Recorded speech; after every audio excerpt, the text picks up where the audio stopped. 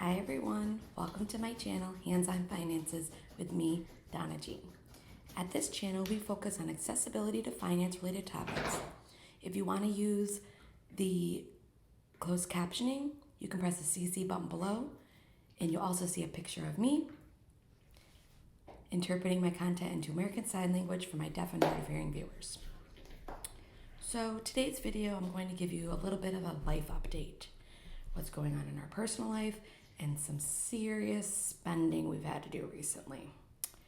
So let's get to the good stuff.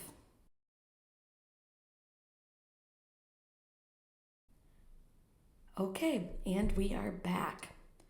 So like I mentioned before, today's video is a little bit of a life update. And what I wanted to update you on was my job status.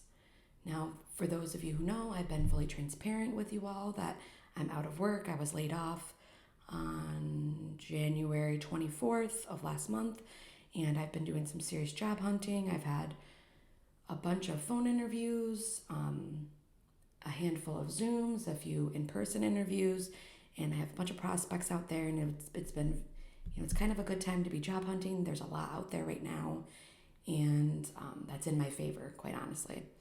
I was extended an offer last Thursday with a group home company for people with intellectual disabilities and developmental disabilities, or what we call IDDD. And they live in a group home together, 6 residents, and I'd be managing staff there for the residents. I would be the senior residence manager, the most senior person within the facility. I would have a handful of residence managers and assistant residence managers below me that I'll be managing, and timesheets and scheduling and all that jazz, as well as budgeting and keeping track of the residents' finances and their bank accounts and making sure that they're within their allotted limits and so forth. So it's kind of up my alley, working with people with disabilities as well as finances, and I think it will be a great opportunity just to get that title of senior residence manager, getting some managing experience, and it may not be a forever thing. I think hours can fluctuate, and but we'll see where it goes. Maybe I could move up within there. Who can tell? But also I have a few other opportunities that are in the works. My start date for the new job is March 4th right now.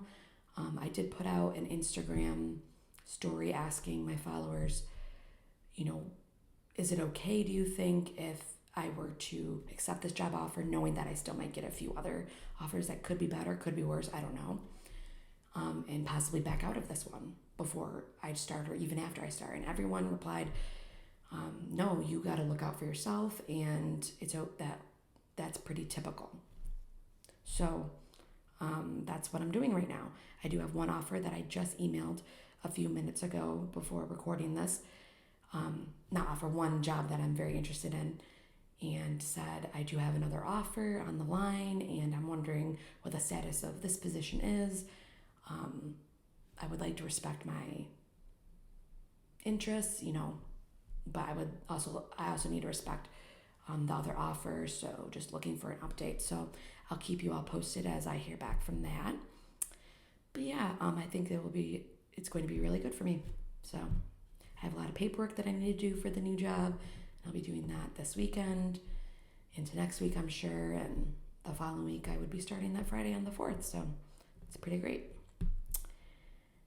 Okay, so on to the big spending. So I do have something I need to bring in from the side in a second. But one thing I do want to point out is this little fake succulent here. I stole this idea from one of my good YouTube friends, the Crafty Budgeter. She is amazing and was the one who inspired me to start this channel.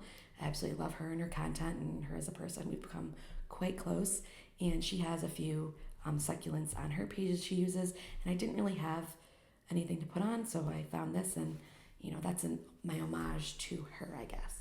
So, but on to the big spending when we've had to do this.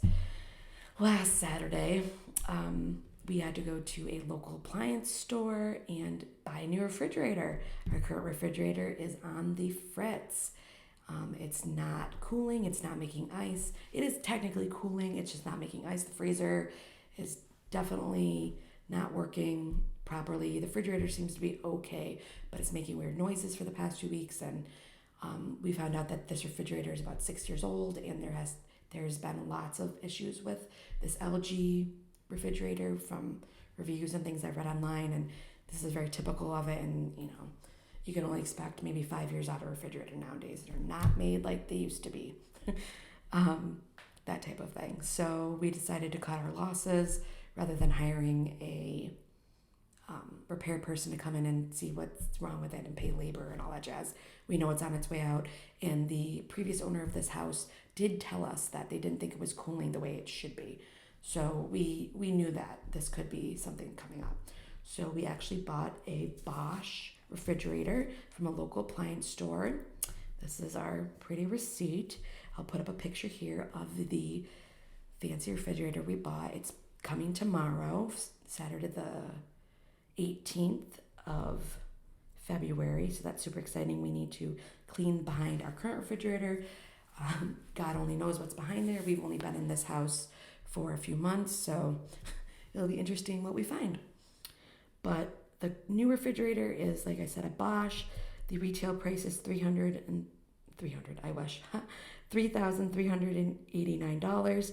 We did get the 4-year extended warranty on top of the additional 1-year warranty that it comes with, and that costs $399, so $400, $100 per year for the extended warranty. We just wanted, hopefully we won't have to use it, but if we do, we have it. So after taxes and all that's said and done, it was $4,091.04. Now we went into the appliance store thinking we would be spending $2,500 to $3,000, maybe a little more.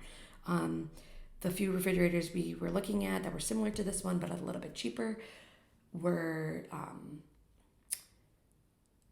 out of stock, very, very, very behind due to chip processors, everything going on with shipment shortages and everything being backed up, on top of now borders being blocked from Canada into the US and vice versa.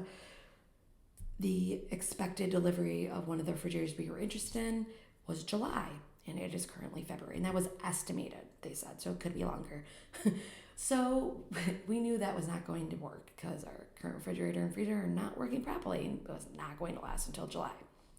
So we decided to, keep looking within the appliance store. We could have gone to a big box store like Best Buy or Sears, I don't think there even are Sears around anymore, but someplace like that, and buy something in store. But we did some comparison online, and prices were actually cheaper locally. And why not support small family-owned businesses? So we did that, and it's being delivered tomorrow. So that's pretty awesome, but that's another $4,000 gone. But thankfully, we don't have to use our emergency funds because we have some savings for this that we can use. We do have the $5,000 emergency fund for the house, and we knew that going into this house, things are going to pop up. Yesterday, our faucet stopped working in our sink, and I was like, what in the world? Like, it's a sensor one, non-touch, and it just stopped working. I was like, oh no, are we gonna have a person come in and fix that? My husband, I don't know how or he figured it out, but apparently the sensor needs batteries. That's what it runs off of to power it, and it needed new batteries, and now it's working, thankfully. But these types of things pop up, and you got to be prepared. And thankfully, we have enough money in our savings. We don't have to touch our emergency fund, and we can, we did put it on a Discover card to get some points and cash back, but we'll be paying that off next month in full. So yeah, pretty exciting stuff. But I'll keep y'all posted on my job status in the next couple of videos and weeks to come, and keep your fingers crossed for me. And that's it for today's video. See you next time. Bye.